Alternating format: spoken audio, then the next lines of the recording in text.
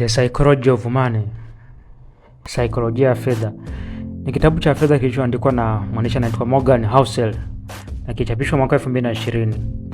Sasa dhumuni kuu la kitabu hiki ni kuwafanya watu wawe na akili na kufanya vizuri katika kuikontrol pesa. Na tabia ya kuiwaza pesa ni vigumu kuifundisha hata kwa watu wenye akili sana au taaluma kubwa za kifedha. Sasa ni nani anapaswa kusoma kitabu hiki? Unapaswa kusoma kitabu hiki ni wale wote wanaoanza harakati za kujitafuta kibiashara, kila mfanyabiashara na mjasiriamali, wawekezaji wa ngazi zote, watu wanaopambana na maamuzi ya kifedha, walio na kipato lakini hawajui jinsi ya kujikwamua, pamoja na watu wanaohitaji kupata uhuru wa kifedha. Sasa Housel, huyu mwandishi, anatupa hadithi fupi 19 zinazotufundisha njia tofauti ambazo watu wanafikiri kuhusu pesa. Kila sura inafundisha somo moja muhimu.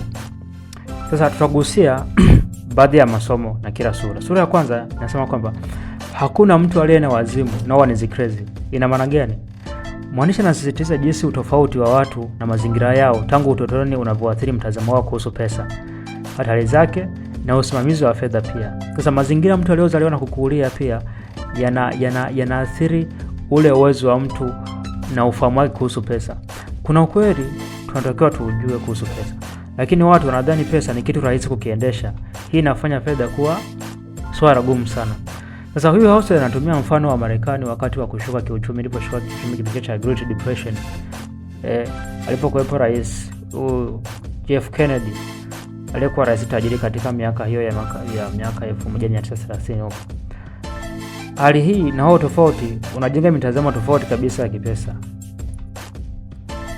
Sasa baadhi ya watu wamezaliwa katika familia zinazohimiza elimu, wengine ni tofauti. Baadhi wamezaliwa katika uchumi unaostawi au unaohimiza ujasiriamali na kufundisha ujasiriamali, wengine wamezaliwa katika vita na hali mbalimbali. Sasa nahitaji ufanikiwe. Na kwa kuwa nahitaji utoboe, inabidi utambue kwamba sio mafanikio yote ni kutokana na kazi ngumu, au sio maskini wote wanaotokana na uvivu. Hapana. Weka hili, inabidi uweke hili unapokuwa na hukumu watu wengine, ukijijumuisha wewe mwenyewe pia. Sura ya pili inasema kwamba inazungumza kitu kinaitwa luck and risk, bahati na hatari, yani ngekewa na hatari. Mwandishi anatetea kwamba bahati na hatari ni ndugu, ambao watu wawili wana athari kwa safari za kifedha za mtu yeyote. Mfano, nyuma kwenye miaka 1960, huyu Bill Gates alisoma katika moja ya shule chache duniani ambazo zilikuwa na kompyuta. Hii ilikuwa ni bahati ndio kwake. Sasa kuna rafiki yake anaitwa Kent Evans, alikufa ghafla. Hii ilikuwa ni hatari. Kumbe bahati na hatari ni vigumu kuzitambua, lakini zina athari kubwa. Tuziheshimu na tuzingatie kile tunachoweza kudhibiti badala yake. Sura ya tatu inasema kwamba never enough. Mwandishi anapendekeza kwamba msomaji azingatie mahitaji na matamanio yake kwa uangalifu na kuweka tamaa chini. Siku zote huwa ni hatari zaidi pale ladha ya kuwa na pesa zaidi inakuwa na nguvu zaidi. Hii inaongeza haraka zaidi kuliko kuridhika. Sasa katika kesi hiyo, hatua moja mbele inasukuma lengo hatua mbili mbele. Katika na mazingira kama hayo, hatua moja mbele inasukuma lengo hatua mbili mbele. Tukiangalia sura ya 4 inasema kwamba inazungumzia kitu kinaitwa confounding compounding. Umeona? Hii sura inaonyesha umuhimu wa kuwa na ukuaji mdogo utakaoongoza ukuaji mkubwa zaidi wa baadaye. Kuna mfano wa Warren Buffett. Yeye alikuwa tajiri kwa sababu alianza kuwekeza akiwa kijana. Kisha wingi wa utajiri wake ulipatikana baada ya kuwa na umri wa miaka 65 na kuendelea. Kuna somo gani hapa? Tunafikiri kwamba mapato ya juu ndio yanayotufanya kuwa matajiri, lakini ukweli ni kwamba mapato yanakuwa mazuri sana baada ya kuhaswa kwa kipindi kirefu sana cha wakati. Kwa ufunguo au jambo muhimu sana ni wakati. Sura ya 5 inazungumzia kitu kinaitwa getting wealth against staying wealth. Kupata utajiri lakini na kubaki tajiri. Kupata utajiri ni swala moja, lakini ku-maintain utajiri ni swala lingine. Hii sura inaonyesha uwiano kati ya tabia inayosababisha kukusanya utajiri au kupata utajiri na ile inayosababisha ku-maintain utajiri uliokusanywa. Kuwa tajiri kwa lazima kunahusiana na kuchukua riski na kuwa jasiri. Ili hali ku maintain utajiri au kubaki tajiri kunahusiana na kuepuka hatari na kuwa consistent zaidi. Mafanikio ya pesa ni kuhusu kuishi. Wakati kupata pesa ni kuchukua riski na kuwa na matumaini, kuweka pesa ni kutoa kuchukua hatari na kuwa consistent na kuogopa kwamba unaweza kuipoteza. Hilo ni jambo ambalo tunabidi tulifahamu. Kama Michael Moritz alivyosema kwamba tulikuwa tukiogopa sana kutoka kwenye biashara, hatukupumzia kwenye struggle zetu. Ni kama vile ambavyo mtu anavyoogopa kudondoka, struggle zake zitakuwa ni kubwa zaidi, ili asiweze kutoka kwenye reli juu ya kile kitu alichokuwa kinakifanya. Sura ya 6 inazungumzia kuna concept inaitwa mizizi mirefu au tails you win. Mizizi mirefu ina ushawishi mkubwa katika fedha. Hii concept ya mizizi mirefu ina imply ambapo unakuta maana yake ni kwamba idadi ndogo ya matukio inaweza kuwakilisha wingi wa matokeo. Ni kama vile wanavyosema kwamba the less inputs more outputs. Warren Buffett alimiliki hisa 400 hadi 500 wakati wa maisha yake. Amepata pesa nyingi kwenye 10 tu kati ya hizo alizokuwa nazo. Maana yake nini? Kwamba unaweza kuwa unakosa mara nyingi na bado ukapata pesa nyingi. Matokeo kadhaa makubwa ndio yanayohesabiwa zaidi. Sura 7 inazungumzia kuhusu freedom. Mwandishi anatetea kwamba uhuru na hisia kudhibiti maisha ya mtu ni kitu bora zaidi ambacho pesa zinaweza kununua. Yeye anataja utafiti unaoonyesha kwamba watu wanaohisi kuwa na udhibiti juu ya maisha yao huwa na furaha zaidi kuliko wale wanaokosa uhuru na kujitegemea. Thamani kubwa zaidi ya ndani ya pesa ni uwezo wake wa kukupa udhibiti juu ya wakati wako. Hilo tu. Moja ya matunda ya utajiri ni uwezo wa kuamka kila asubuhi na ukaweza kusema kwamba ninaweza kufanya chochote ninachotaka leo. Kama hauna uwezo wa kuamka asubuhi na kusema kwamba leo ninaweza kufanya chochote nikaenda popote, bado huo utajiri wako haujafika katika piki yake. Sura 8 inazungumzia kitu kinaitwa paradox ya mtu mwenye gari. The man in the car paradox. Hii ina maana gani? Kwamba inaeleza kwamba watu wanapoona mtu akiendesha gari la bei ghali wanajiwazia wenyewe wakiliendesha. Kwamba unapomwona mtu akiendesha gari la bei unajiwazia mwenyewe ukiliendesha. Kwamba what if ningekuwa mimi ndo naliendesha lile. Hayo ndio mawazo ambayo tunayapata. Badala ya kumtathmini dereva. Umeona? Sasa yeye anasisitiza msamaji kutoi tupa pesa kwenye alama za hadhi kama magari, nguo au mapambo kama njia ya kupata uthamini kutoka kwa wengine. Kutumia pesa kuonyesha watu ni pesa ngapi ulizonazo ni njia ya haraka zaidi ya kuwa na pesa kidogo. Hakuna mtu anayevutiwa na mali zako kama unavyovutiwa wewe mwenyewe. Uthamini halisi unakuja kutokana na tabia, so vitu. Sura 9 inasema kitu kinaitwa wealth is what you don't see. Utajiri ni kile usichokiona. Inasisitiza kwamba ukarimu na akiba yako badala ya matumizi ya wazi. Yaani ile akiba ulionayo ambayo haionekani ile ndio utajiri wako, ile ndio wealth. Utajiri wa kweli ni pesa ambazo hazijatumika. Sio gari zuri au nyumba kubwa au vitu vyote ulivyo tayari. Hapana. Kile ulichobakiza, kile ulichonacho ambacho hujakitumia ndio utajiri. Utajiri unajengwa kwa kutumia pesa kidogo kuliko unayopata. Hii ni tabia, sio kipato. Kwa ni swala la kitabia, ni swala la tabia wala sio kipato.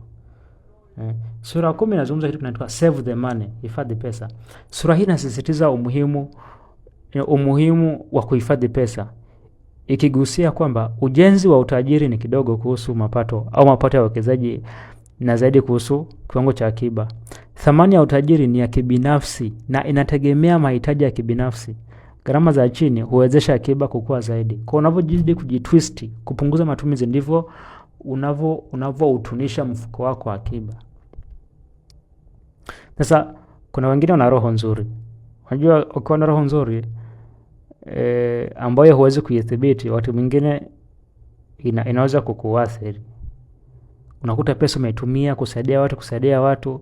Sasa watu mwingine inabidi wewe bahiri Hii itasaidia matumizi ya pesa, itakusaidia uweze kucontrol matumizi ya pesa ambayo hayakuwa na maana au lazima. Sura 11 inazungumza kuhusu uadilifu. Yani reasonable or rational. Uadilifu au mantiki, reasonable or rational. Ambapo somo hapa ni kwamba kufanya kile kinachokuwezesha kulala usiku kuwa bora kuliko kufuata habari za kuwa na kipato cha juu zaidi ni ambazo zinaweza kufanya uogope. Umeona? Kuna kitu kingine kinaitwa room for error. Yaani kwamba pesa inahusu kupanga safu ya matokeo yasiyo na uhakika. Hivyo weka nafasi ya mambo kwenda vibaya. Yaani Bill Gates amewahi kusema kwamba endesha biashara warau uwe na mwaka mmoja wa mishahara ikiwa kuna matatizo.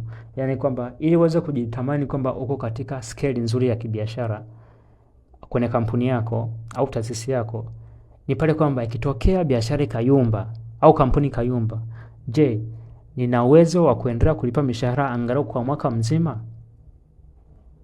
Sasa ukiweza kujitathmini hapo, basi ujue katika good scale. Kama ukiona kwamba ndio biashara imeyumba au kampuni imeyumba, alafu ndo hata uwezo wa kulipa mishahara watu wako au wafanyakazi wako hauna, basi that is a red indication. Sura 12 inazungumzia kwamba huwa kuna rooms for error. Huwa kuna nafasi ya makosa, kwamba pesa kama jinsi ambavyo nimeelekeza hapo kwamba huwa kuna makosa yanatokea katika nani. Kwa is better you expected that. Sura 14 ina emphasize kwamba kama wanadamu tunapuuza namna sisi na malengo yetu yanavyobadilika na wakati. Hii inafanya mipango ya muda mrefu ya kifedha kuwa ngumu. Usijikita na malengo ya muda mrefu sana. Utabadilika na malengo yako yatabadilika pia. 15 inasema kwamba hakuna kitu cha bure, nothing is free. Hebu ona. Mapato yako mapato ya soko la hisa huwa ni fine au ada ya kutokuonekana ambao unalazimika kuilipa baada ya kuwa umekosa au nini. Of course sio rushwa. Uwezo wa kuvumilia pressure, hofu, mashaka ndio tiketi ya kuingia kwenye hisa. Huwa tunaona kwenye michezo ya kawaida, vikoba au nini, huwa nasema kwamba kama unajiunga hakikisha huwa kuna terms wanazo. Sasa nothing is free. Sura 6 inaemphasize kwamba kutakuwa na makosa tu. Sasa jihadhari sana kutoka kwa watu wanaochukulia maamuzi kwa malengo tofauti na ya kwako. Sio kila mtu yupo kwenye mchezo sawa na yani sio kila mtu yupo kwenye mchezo sawa wa uwekezaji, hapana. Mwekezaji wa muda mrefu kama wewe anapaswa kujifunza kutoka kwa wengine wa muda mrefu. Tunajifunza kuhusu saikolojia ya pesa yako mwenyewe ni nini?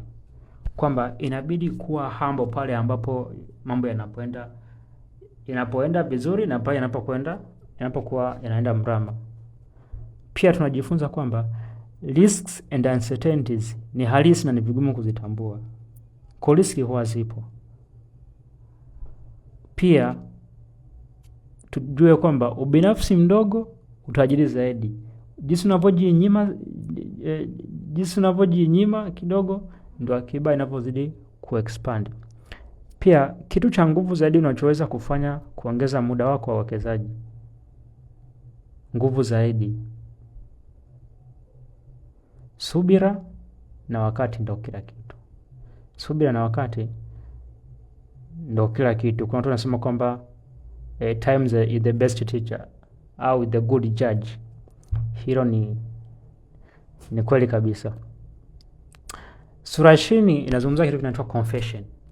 Hapo mwandishi anaelezea mbinu yake mwenyewe kwa fedha zake za kibinafsi, kwamba katika sura hii anafunua kwamba kipaumbele chake cha kwanza ni kujitegemea.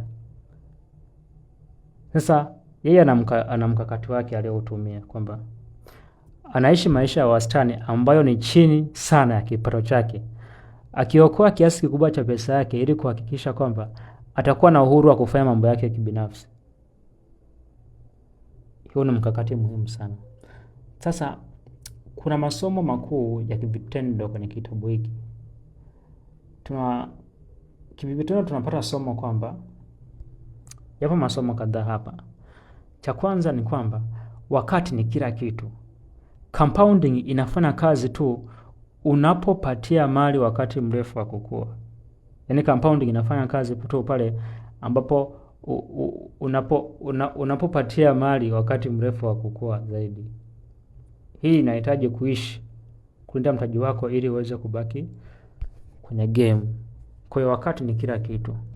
Lakini 2, hifadhi bila sababu maalum inapobidi. Okoa pesa hata kama hauna lengo maalum. Unajua uwezo wa kifedha ni kitu cha thamani zaidi ambacho pesa zinaweza kununua. Ego ni adui. Hiyo ni funzo lingine. Punguza ubinafsi wako, ongeza utajiri wako. Usiwe na haraka ya kupata zaidi, bali jitahidi kuwa na balance ya kutosha. 4 inasema kwamba panga kwa kukosekana kwa mpango. Hii ina maana gani? Kwamba sehemu muhimu zaidi ya mpango wote ni kupanga kwamba mpango wako hautakwenda kulingana na mipango. Kwa hiyo inaweza kutokea ukapanga hili likatokea lingine. Umeona? Kwa hiyo unaweza kupanga lakini ule mpango ukafail. Sasa katika ile failure, be quick kutengeneza mpango mwingine. Lakini hitimisho nasema kwamba Psychology of Money ni zaidi ya kitabu cha kifedha, ni kitabu cha falsafa ya maisha. Inatufundisha kwamba mafanikio ya kifedha si kuhusu kuwa na akili, bali kuhusu kujitendea vizuri juu ya struggle zako kwa muda mrefu. Kama tulivyoona katika masomo hayo, ujumbe mkuu ni kwamba tabia inashinda ujuzi. Jinsi unavyojitendea ni muhimu zaidi kuliko kile unachokijua. Tabia inashinda ujuzi. Pia wakati ni nguvu kubwa zaidi. Compounding inafanya miujiza lakini inahitaji subira. Umeona? Pia utajiri ni chaguo, sio vitu. Thamani halisi ya pesa ni uhuru inayokupatia, sio vitu unavyonunua au kuvimiliki. Pia hifadhi hata bila sababu. Uwezo wa kifedha ni kitu cha thamani zaidi. Tamaa isiyoshiba majuto siku zote. Sasa ujumbe mkuu wa mwandishi ni kwamba tabia inashinda ujuzi. Wakati ni nguvu kubwa zaidi kama tulivyoona. Utajiri ni chaguo, sio vitu. Hifadhi hata kama bila sababu. Tamaa isiyoshiba ni majuto kama tulivyoona kwamba. Sasa kama House mwenyewe anasema kwamba ufunguo mafanikio ya kifedha si kuwa na akili nyingi, elimu nzuri au hata bahati, hapana. Ni kuwa na tabia nzuri na behavior. Na tabia nzuri ni kitu ambacho mtu yeyote anaweza kujifunza. Kitabu hiki kinashauriwa sana kwa mtu yeyote anayetaka kujenga uhusiano bora na pesa na kuishi maisha yenye uhuru zaidi. Ni moja ya vitabu bora vya fedha kibinafsi vilivyoandikwa katika miaka hivi karibuni. Asante sana kwa kusikiliza huu uchambuzi wa hiki kitabu cha Psychology of Money. Subscribe na karibu kwenye uchambuzi wa vitabu vingine, uendelee kujifunza na kupata maarifa mapya.